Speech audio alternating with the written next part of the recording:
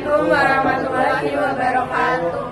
Kami dari kelompok 5 ingin mempresentasikan perjalanan Jan Willem Johnson. Sebelumnya, perkenalkan, saya Jasin Paresya Gaisen Juwata, saya Dinda Uya Putri, Saya Aisyah Hadi Suwarda. saya Akila Putri Oktaviani. Dan ada teman kita yang berhalangan hadir, Wahyu Dwi Ramdhani dan Zil Ardi. Jan Willem Johnson lahir di Nijmegen, Belanda pada tanggal 12 Oktober 1762. Karir militernya dimulai semenjak dia usia 9 tahun pada saat dia taruna di Belanda. Kemudian pada tahun 1793 dia memegang pangkat kolonel.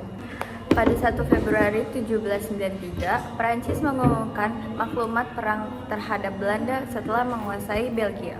Prancis kemudian mempersiapkan 600 kapal, lebih dari 1.000 tentara untuk meneror Belanda. Teror tersebut lantas membuat Raja Willem panik dan memutuskan untuk lari ke Inggris meminta bantuan.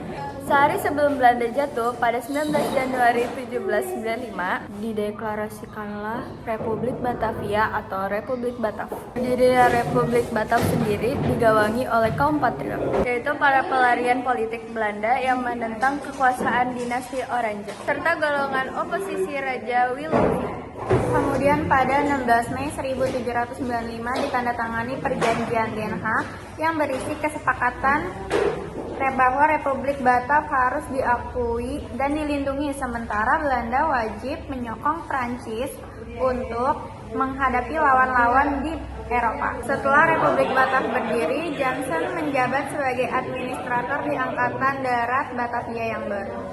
Pada tahun 1811, Hindia Belanda sempat dipimpin oleh Gubernur Jenderal Jan Willem Johnson. Ia adalah Gubernur Jenderal Hindia Belanda ke-37 atau pengganti Daendels dengan masa jabatan antara 15 sampai 18 September 1811. Ketika Johnson berkuasa, kondisi Nusantara yang ditinggalkan oleh Daendels sudah sangat kacau, sedangkan Inggris semakin mengacau. Jabatan di Angkatan Darat Batavia dipegang oleh Johnson hingga 1802. Setelah itu, dia diangkat menjadi Gubernur Tanjung Harapan di Afrika Selatan. 1 tahun kemudian, pada tahun 1803, dia berupaya untuk memperkuat tahanan koloninya, tapi sumber daya yang dimiliki mereka itu kurang. Padahal, Johnson harus menghadapi serangan pasukan Inggris yang dipimpin oleh Legend Sir David Beard yang berusaha merebut Tanjung Harapan. Kekalahan itu yang membuat Johnson harus menyerahkan Tanjung Harapan kepada Inggris. Ia pun terusir dan harus kembali ke Belanda pada 8 Juni 1806. Ketika Johnson kembali ke Belanda, Napoleon telah mengangkat Louis Bonaparte sebagai kerajaan Belanda yang baru terbentuk. Oleh Louis Johnson diangkat menjadi Sekretaris Jenderal Perang di Departemen Perang pada 11 November 1810. Kemudian ia diangkat menjadi Gubernur Jenderal Hindia Belanda ke-37 menggantikan Herman Willem Daendels dari 808 sampai 1811. Namun, Johnson baru secara resmi menjalankan tugasnya setelah tiba di Batavia pada 15 Mei 1811. Pasca penyerahan Hindia Belanda, Johnson dipenjara Inggris hingga 12 November 1812. Pada pertengahan Maret 1814, ia berhasil mengumpulkan 3.600 tentara Prancis dari berbagai garnison dan bergabung dengan Napoleon di Reims. Setelah itu, Johnson meninggal di Den Haag pada 23 Mei 1838 di usia 50 tahun sebagai veteran yang sangat dihormati. Kebijakan.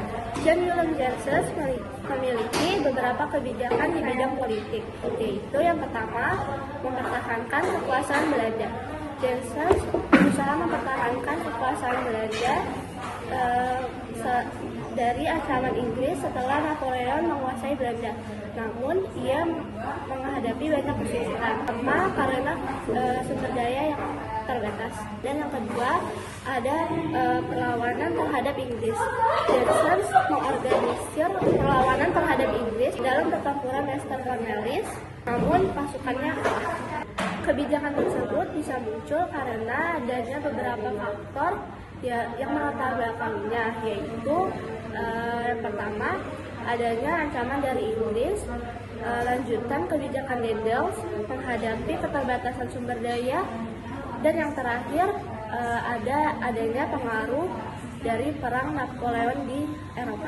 Pada bidang sosial dan ekonomi, Jansen tidak sempat menerapkan kebijakan yang signifikan karena masa jabatannya yang singkat dan situasi politik yang tidak stabil karena ancaman terhadap Inggris. Adapun dampak positif dan negatif dari kebijakan tersebut. Dampak positifnya yaitu satu, upaya memperkuat pertahanan. Jansen berusaha memperkuat pertahanan Hindia Belanda. Ia memfokuskan upaya pada pertahanan wilayah, meskipun pada akhirnya tidak berhasil mencegah penaklukan Inggris. Dampak negatifnya antara lain, satu, penyerahan wilayah kepada Inggris. Pada 18 September 1811, Jansen menandatangani kapitulasi Tuntang yang mengakhiri kekuasaan Belanda di Hindia. Belanda dan menyerahkan wilayah tersebut pada Inggris.